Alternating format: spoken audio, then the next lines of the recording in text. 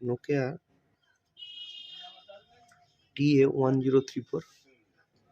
তো এই মডেলটাতে প্রবলেম দেখিয়ে দিচ্ছি। কাস্টমার নতুন ব্যাটারি লাগিয়েছে, তো প্রবলেমটা আপনাদের দেখিয়ে দিই। আমি খুলে রেখেছি আগে থেকেই ফোনটাকে।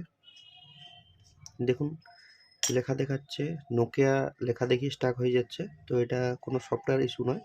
কাস্টমার প্রথমে এসে বলছিল যে ব্যাটারি প্রবলেম। আরও একটা কাস্টমারের সাথে আরেকজন এসেছিলো, তো উনি বলছেন যে পুরো সফটওয়্যার প্রবলেম, যেহেতু হ্যাং হয়ে যাচ্ছে। তো এটা কোনো হ্যাং প্রবলেম নয়। তো যে কোনো মোবাইল রিপেয়ারিংয়ের প্রথমে আমরা একটু পরিষ্কার করে নেব। এখানে একটাই কাজ করবেন, কোনো দোকানদার বোধহয় কাজ করেছিল, দেখুন এখানে রাং দেওয়া আছে। তো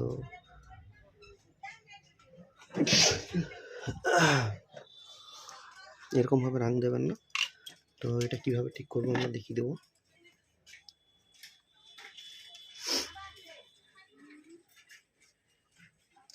আমাদের ভিডিওগুলি প্রতিনিয়ত দেখতে থাকুন, তো নতুন নতুন সলিউশন আপনাদের সামনে আসবে।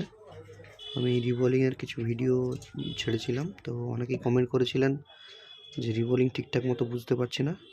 তো আপনাদের ডিটেলসে আরও রিভলিংয়ের ভিডিও নিয়ে আসবো আমি।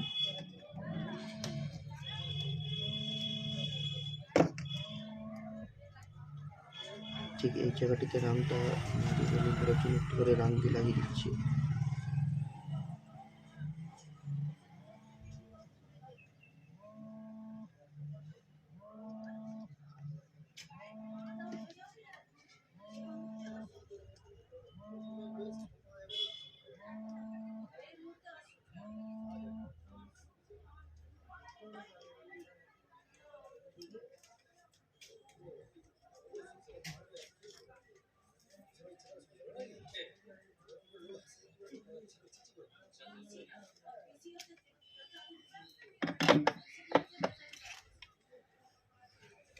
একদম সহজ উপায়।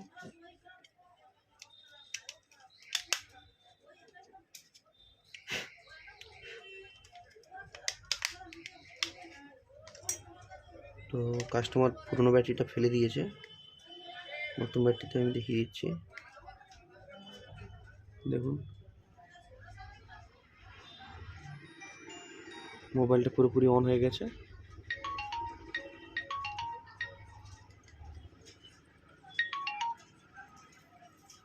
দেখতে পাচ্ছি আর্গুমেন্টেশন। এরকম ভিডিও দেখতে থাকুন, আর নতুন নতুন ভিডিও আপনার সামনে আসবে। আজকের মতো এতটুকুই।